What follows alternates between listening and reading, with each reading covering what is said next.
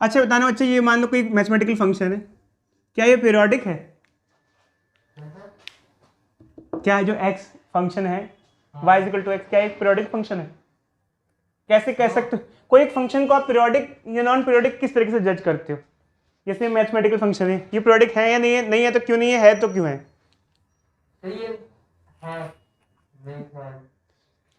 कैसे मैथमेटिकली कोई periodic function का क्या मतलब हुआ? आप आपके दिमाग, अच्छा पीरियोडिक फंक्शंस क्या होते हैं? जो एक डेफिनेट टाइम बाद रिपीट हो। क्या ये रिपीट हो जाएंगे? ये बढ़ते ही जाएंगे, बढ़ते ही जाएंगे, बढ़ते ही जाएंगे?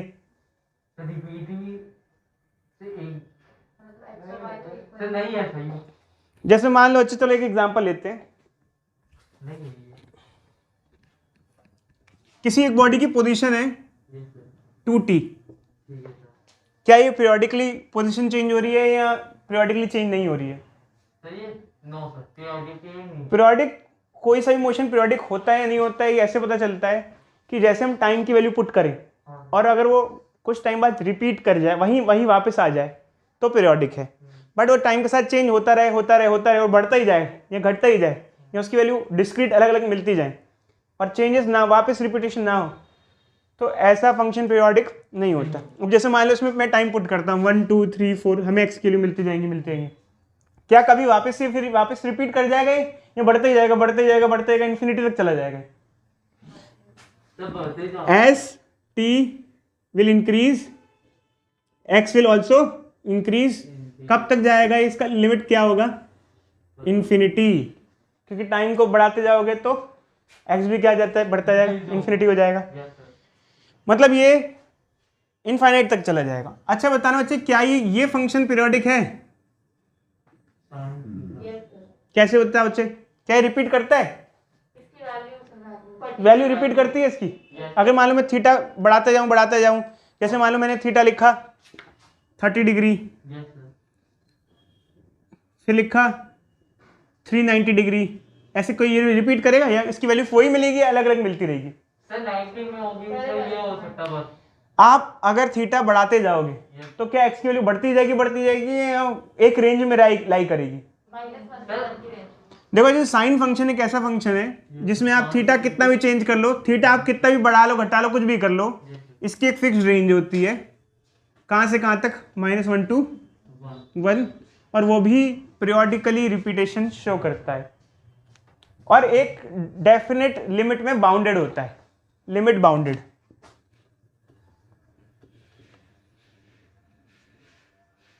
Sine function, cos function, periodic function with limits.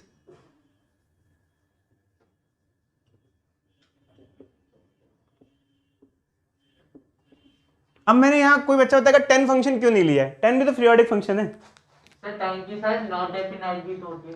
10 की वैल्यू जो होती है इन्फिनिटी तक, नॉट डिफाइंड तक पहुंच जाती है, जबकि ऑसिलेशन में जब बॉडी ऑसिलेट करती है तो उसका मोशन रिपीट तो करता है बट उसका कभी भी पोजीशन इन्फिनिटी नहीं चली जाती है, तो एक ही रास्ते में तो ऑसिलेट करता है। जैसे मान लो एक बॉडी है, एक स्प्रिंग मास है, जैसे एक स्प्रिंग मास है, अच्छा खासा रखा था भाई, किसी ने इसको छेड़ का मतलब आगे खींचा और खींच के क्या कर दिया, छोड़ दिया। अब मान लो इसको खींच के हमने छोड़ दिया, तो ये मतलब इसको हमने 2 सेंटीमीटर खींचा और खींच के छोड़ दिया ऐसा, तो ये क्या करेगा, ये 2 सेंटीमीटर मान लो खींचा और छोड़ दिया, तो ये वापस यहाँ आएगा, फिर 2 सेंटीमीटर अंदर जाएगा, ठीक है, फिर ऐसे आगे जाएगा, फिर आगे जाएगा। तो इसकी पोजीशन एक डेफिनेट लिमिट में रहेगी। क्या इसकी ऑसिलेशन 2 सेंटीमीटर से ऊपर जाएगी? आमतौर पर नहीं जाएगी, मतलब जितना ऑसिलेट करा उतना ही करता रहेगा, तो एक फिक्स्ड स्पेस में वो वेरी करता रहेगा, उसके बियॉन्ड वो नहीं जाएगा। तो 10 फंक्शन क्या करता है, इन्फिनिटी तक चला जाता है, जो कि सही नहीं है एक लिमिटेड पीरियोडिक फंक्शन को रिप्रेजेंट करने के लिए, क्योंकि हम लिमिट में, ऑसिलेशन किस में होती है, लिमिट में होती है, लिमिट बाउंडेड होती है, ये अनलिमिटेड नहीं होती। तो साइन फंक्शन और कॉस फंक्शन ही बेटर है, 10 फंक्शन हमारे लिए बेटर नहीं है, तो हम साइन कॉस फंक्शन का यूज करके लिख सकते हैं। तो मान लो बच्चे कोई बॉडी ऑसिलेट करती है तो उसकी आखिर पोजीशन की इक्वेशन बनेगी क्या, मतलब क्या इक्वेशन बनेगी, कैसी इक्वेशन उसको रिप्रेजेंट कर पाएगी। तो अब इक्वेशन बनानी कैसे है, कैसे बनाई गई इसमें मत पढ़ना, बट ये एक पीरियोडिक मोशन की इक्वेशन ऐसे लिखी जा सकती है। अब बताते हैं एक एक चीज को, यहाँ पे क्या क्या है। एक्स उसकी पोजीशन है किसी टाइम पर, position at any time t. What is a here? A is amplitude. A is amplitude, maximum displacement. What is t? T is time. What is omega? Angular velocity या angular frequency, यहाँ angular frequency बोलते हैं इसको, थोड़ा सा अलग नाम बुलाते हैं। खैर हमने एंगुलर वेलोसिटी एंगुलर फ्रीक्वेंसी के बारे में पढ़ा बच्चे, क्या होता है थीटा बाई टी या फिर 2 पाई टी। एक राउंड के लिए क्या होता है, एक 2 पाई n बाई 60 बच्चे। वो तो हाँ फॉर्मूले तो अलग अलग होते हैं उसके, बट हमारे पास ये फॉर्मूलेज हैं जैसे। अच्छा इसको और भी क्या लिख सकते हैं, 1 बाय टाइम पीरियड क्या होता है, फ्रीक्वेंसी होता है, तो उसको क्या लिख सकते हैं 2 पाई न्यू। पता है ना इसको, ये v जो दिखता है इसको न्यू कहते हैं कि फ्रीक्वेंसी होता है, फ्रीक्वेंसी। आगे बढ़ते हैं। अब ये बच्चे 2 पाई बाई टी कैसे हुआ, जैसे मान लो एक बॉडी है, एक कंप्लीट साइकिल, एक कंप्लीट राउंड पूरा कर रही है, तो एक राउंड में कितना रेडियन होता है, एक राउंड में कितना कितना होता है 2 पाई होता है ना, एंगल 2 पाई होता है। और टाइम की जगह क्या लेते हैं, टाइम पीरियड, तो ऐसा लिखते हैं, समझे, टाइम इंटरवल। ये हमने आपको 4th चैप्टर में बताया था बच्चे, और 4th चैप्टर के नोट्स में मेंशन भी किया हुआ है। तो ये इक्वेशन हमारी होती है बच्चे इसके लिए, ठीक है। तो अब एक्चुअली क्या है बच्चे, ये हमारी इक्वेशन होती है। अब इसका यूज़ कैसे करते हैं, और आखिर ओमेगा किस चिड़िया का नाम है।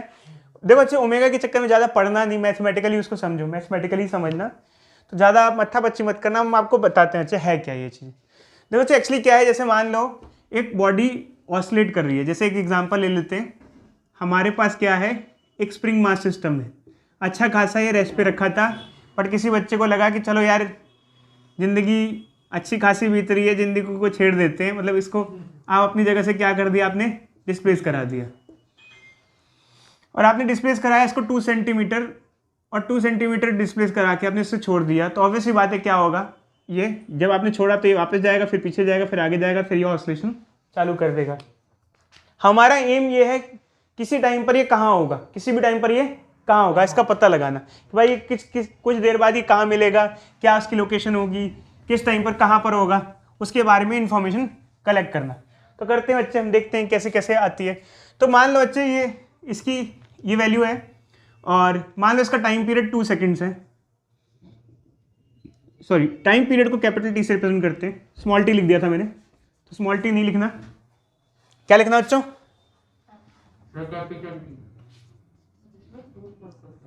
ठीक है। अब मान लो बच्चे हमें इसकी ऑसिलेटरी इक्वेशन बनानी है, इसकी पोजीशन की इक्वेशन बनानी है ऑसिलेशन की, तो क्या इक्वेशन बनेगी, x equal to A, amplitude कितना है बच्चे इसका, कितना डिस्प्लेस करा के छोड़ा हमने इसको 2 सेंटीमीटर, तो यहाँ 2 आ जाएगा,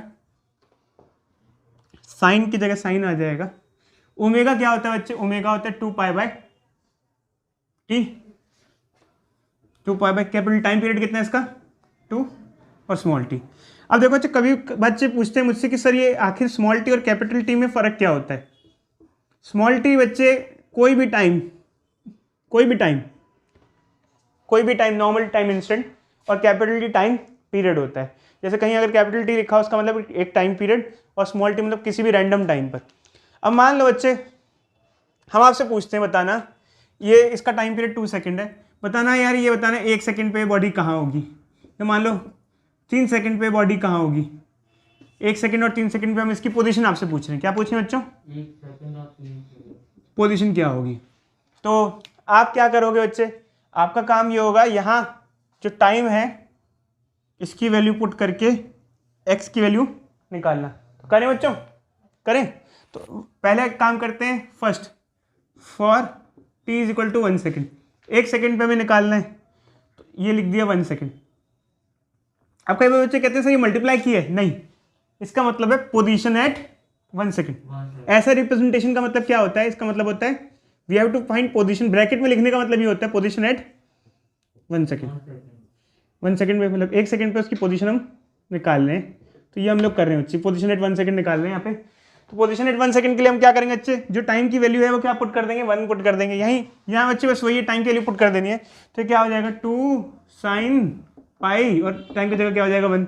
अब साइन पाई की वैल्यू क्या होती है बच्चे, देखो साइन सर्कल होता है हमारा ये रहा, फिर साइन सर्कल ऐसा वेरी करता है, तो इसमें वैल्यूज क्या होती है, यहाँ 0 होता है, ये 30, ये 60, ये 90, ये 120, ये 150, ये 180, ये 210, 240, 270, 300, 330।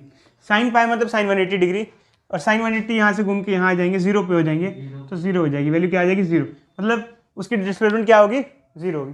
अब हम इसको चेक भी करेंगे ड्रॉ करके, तो वैल्यू ये आ गई। अच्छा हम सेकंड क्या करते हैं, for t is equal to 3 seconds, 3 second में देखें कहाँ होगी, 2 सेकंड ले लेते हैं बच्चे, एक काम करते हैं, ठीक है करें, for t is equal to 2 seconds put कर दें भाई, 2 sin पाई और क्या पुट करना है यहाँ 2,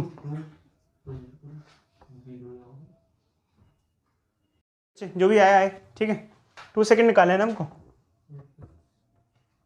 निकाल देते हैं।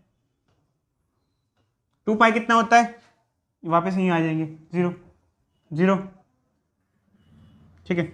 एक काम करते हैं, एक और ऐड कर देते हैं, टाइम 3 सेकेंड पे पोजीशन बतानी है आपको, ठीक है करते हैं 3 सेकेंड पे, t is equal to 3 second, क्या आएगा बच्चे x 3 सेकेंड, 2 साइन, टाइम की जगह क्या पुट कर देंगे बच्चे यहाँ 3, क्या आ जाएगा 3 पाई। 3 पाई कितना होता है, ये होता है पाई, यहाँ से तक पाई 180 डिग्री, ये 2 पाई 3 पाई, ये भी 0 पे आएगा, ये भी 0, ठीक है। जो भी आ रहा है अच्छे ऐसे मतलब वैल्यूज आ जाती हैं, ठीक है। तब हमारे पास वैल्यू आ जाती है, चलो हम 1.5 दे देते हैं, दूसरी वैल्यूज भी देते हैं आपको, ठीक है। कई बच्चों को यहाँ पे मतलब जैसे दिमाग में डाउट रह रहा है कि सर ये आखिर अपने ये ओमेगा टी कैसे पुट कर दिया। एक्चुअल में क्या होता है कि जैसे मेन इक्वेशन तो ये साइन थीटा होती है, मतलब पीरियोडिक फंक्शन तो साइन थीटा होता है। अब अगर आप यहाँ से देखो बच्चे, ओमेगा इज इक्वल टू क्या होता है थीटा बाय टी, तो थीटा क्या लिख सकते हैं हम ओमेगा टी, तो ओमेगा टी यहाँ लिख सकते हैं थीटा की जगह, तो ये ए साइन ओमेगा टी बन जाता है हमारी इक्वेशन। तो इस बेसिस पे हमने ये इक्वेशन यहाँ लिखी हुई है, ठीक है। और अब चाहो तो जैसे इसको ओमेगा टी को और आप एक्सप्लेन कर सकते हो फर्दर, ए साइन ओमेगा की जगह क्या लिख सकते हो 2 pi by capital T small T. अब यहाँ पर जैसे हमने ये निकाली वैल्यू, तो इस तरीके से आई, और ये ध्यान रखना चाहिए ये पूरा अंदर है, ये एंगल है, ये अंदर जो वैल्यू है ये पूरी की पूरी क्या है, ये एंगल है, ये एंगल है, ठीक है। अब जैसे हम इसको फर्दर सिंप्लीफाई करना चाहते हैं, जैसे मैंने आपको यहाँ पर इक्वेशन लिखी, तो जैसे ये एक स्प्रिंग मास सिस्टम है, हमने इसको 2 सेंटीमीटर डिस्प्लेस किया, तो इसका एम्पलीट्यूड 2 सेंटीमीटर हो गया, ठीक है। 2 पाई की जगह 2 पाई आ गया, इसका टाइम पीरियड 2 सेकेंड है, तो यहाँ 2 पुट कर दिया, और स्मॉल टी मतलब कोई भी इंस्टेंट जिस पे हमको उसकी पोजीशन निकालनी है, तो 2 से 2 कट जाएगा, और ये इक्वेशन हमारी आ गई। अब मान लो मैं आपको अच्छे क्वेश्चन दे रहा हूँ कि बताओ जब ये स्प्रिंग मास सिस्टम में बॉडी ऑसिलेट कर रही है, तो जब टाइम 0.5 सेकेंड है तो उसकी पोजीशन क्या होगी, जब टाइम 1 सेकेंड है उसकी पोजीशन क्या होगी, जब टाइम 1.5 सेकेंड है तो उसकी पोजीशन क्या होगी, और जब टाइम 2 सेकेंड है उसकी पोजीशन क्या होगी, आपको निकालना है।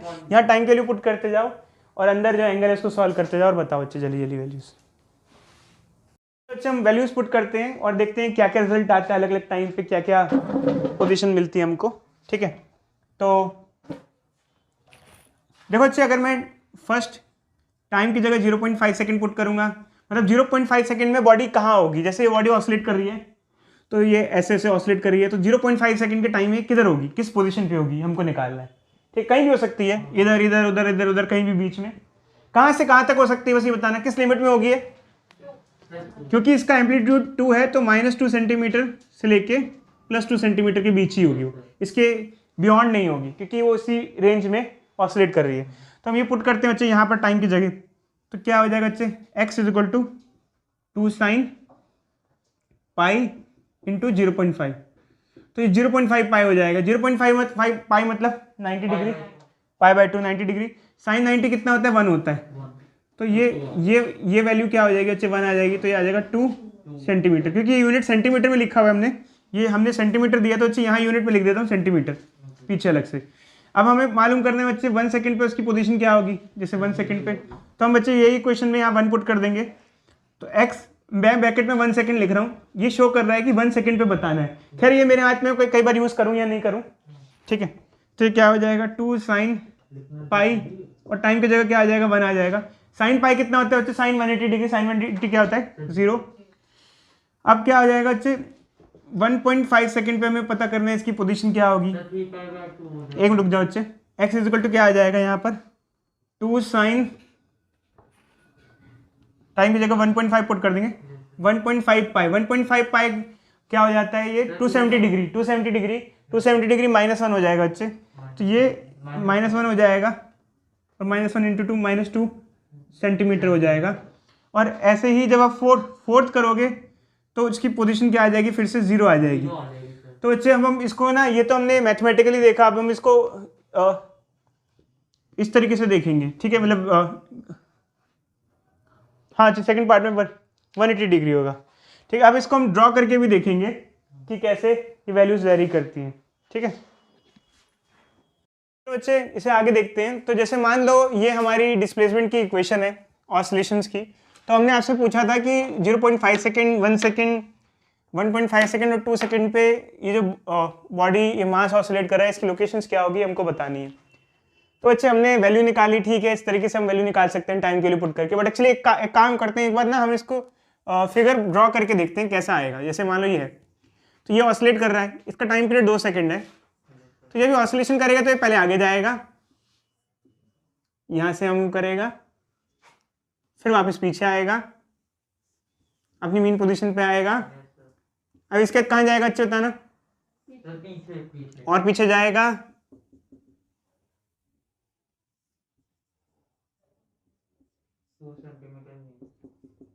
कितने सेंटीमीटर पे बच्चे, 2 सेंटीमीटर। जैसे अगर मान लो हमने इसका एम्पलीट्यूड कितना दिया था, 2 सेंटीमीटर, तो 2 सेंटीमीटर यहाँ जाएगा,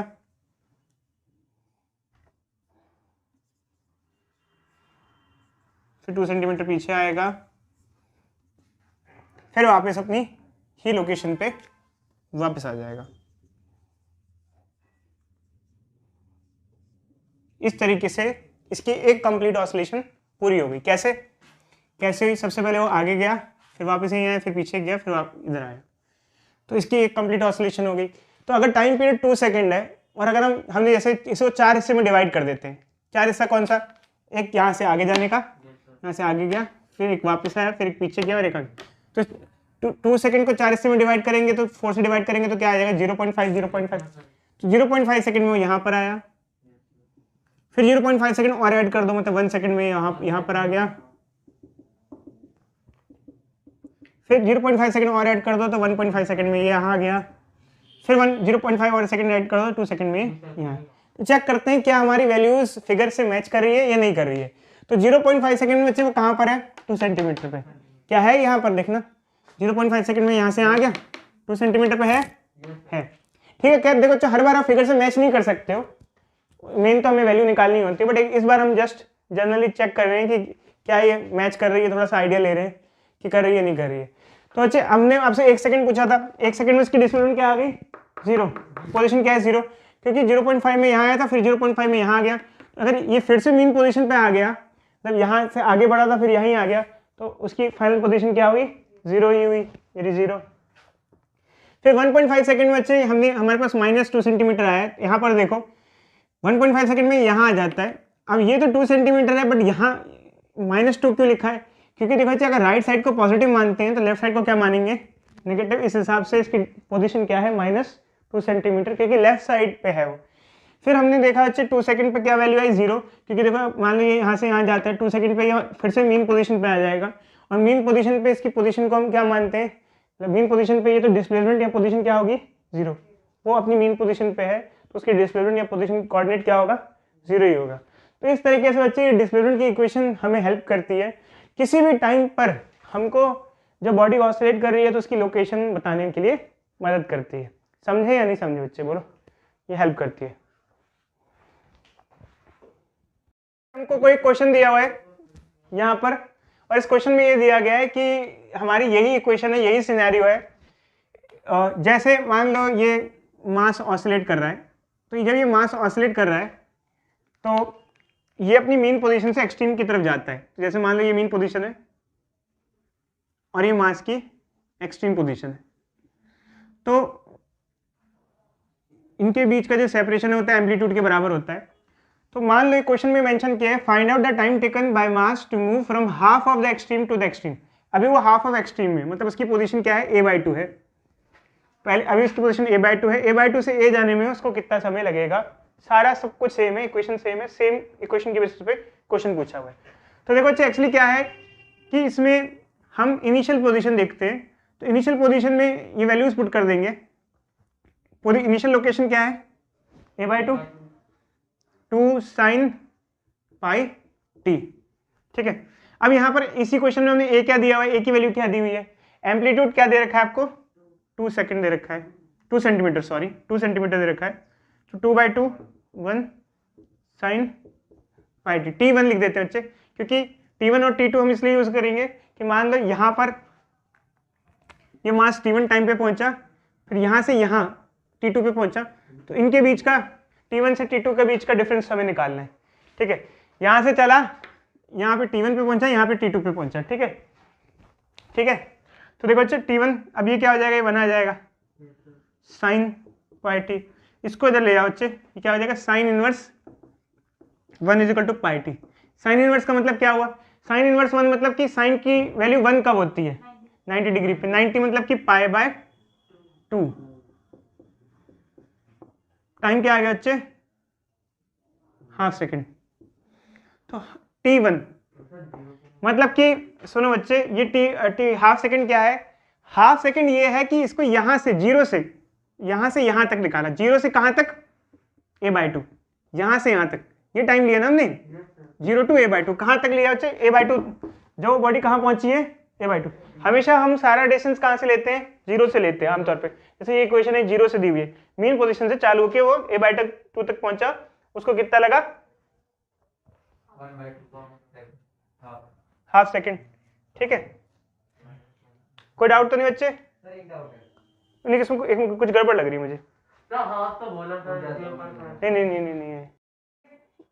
जैसे यहाँ पर ये एम्पलीट्यूड जो है ये 2 सेंटीमीटर है, तो ये 2/2 हो जाएगा 2 sin पाई t1, ये जाएगा 1 = 2 sin पाई t1, ये क्या हो जाएगा 1/2 = sin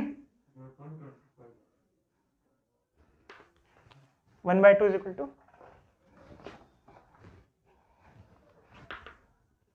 sin पाई t1, ठीक है। इसको इधर ले जाओ तो क्या आ जाएगा साइन इनवर्स 1/2 = पाई t1। साइन की वैल्यू हाफ कब होती है 30 डिग्री पे, π/6 पाई t1 कट जाएगा, t1 क्या आ जाएगा 1/6 सेकेंड। तो ये क्या है बच्चे, ये कहाँ से कहाँ तक आया है, 0 से जब ये a/2 जा रहा है यहाँ से यहाँ, तो टाइम लगा 1/6 सेकेंड। बट हमको क्या 0 से a/2 चाहिए, नहीं, हमको a/2 से a चाहिए। तो अब हम एक काम करते हैं बच्चे, ये इनिशियल पोजीशन इसकी यहाँ है, अब फाइनल पोजीशन यहाँ लेते हैं क्योंकि फाइनली यहाँ पर है। तो यहाँ पर तो खैर हमने निकाल लिया था, यहाँ से यहाँ तक का कितना टाइम आ गया था बच्चे, डायरेक्टली यहाँ से लेके यहाँ तक का हमने अभी सॉल्व किया था, यहाँ से यहाँ तक पहुँचा था कितने सेकंड में, वो 0.5 सेकंड में, तो t2 0.5 सेकंड। और नहीं तो आप दोबारा से इसको पुट करके निकाल सकते हो। खैर हमने आपको बताया था ना कि 2 सेकंड लग रहा है, तो 0.5 सेकंड यहाँ तक, 0.5 सेकंड यहाँ तक, फिर 0.5 सेकंड यहाँ तक, फिर 0.5 सेकंड यहाँ तक, तो ऐसे 2 सेकंड हो गया। तो अब इन दोनों का डिफरेंस निकालेंगे बच्चे, तो ये इन इसका और इसका डिफरेंस निकालेंगे t2 - t1, तो ये आ जाएगा कि a/2 से ए कितने टाइम पहुंचा, बताओ क्या अच्छे क्या डिफरेंस आएगा इसका जल्दी से। 1/6 क्या होता है बोलो, 0. ठीक है, डिफरेंस बताओ अच्छे जल्दी से, अप्रोक्सीमेटली बता दो। 0.34 अप्रोक्सीमेटली। तो इस तरीके से बच्चा आएगा। अब कई बार बच्चे कहते हैं कि सर यहां से जाने का टाइम और यहां से यहां तक जाने का टाइम सेम होगा। देखो बच्चे एक चीज ध्यान रखना, अगर आपको लगता है कि 0 से a/2 और a/2 से a जाने का टाइम सेम लगेगा तो ये बिल्कुल गलत है। डिस्टेंस तो सेम है, यहां से यहां तक का डिस्टेंस और यहां से यहां तक का डिस्टेंस सेम है, बट टाइम दोनों का सेम नहीं लगेगा। क्यों नहीं लगेगा सेम बताओ? क्योंकि ये यूनिफॉर्म मोशन नहीं है। कैसे नहीं है? देखो जब कोई बॉडी ऑसिलेट करती है तो उसकी स्पीड टाइम के साथ सेम नहीं रहती है, स्पीड क्या होती रहती है, चेंज होती रहती है, इसलिए सेम टाइम नहीं लगेगा।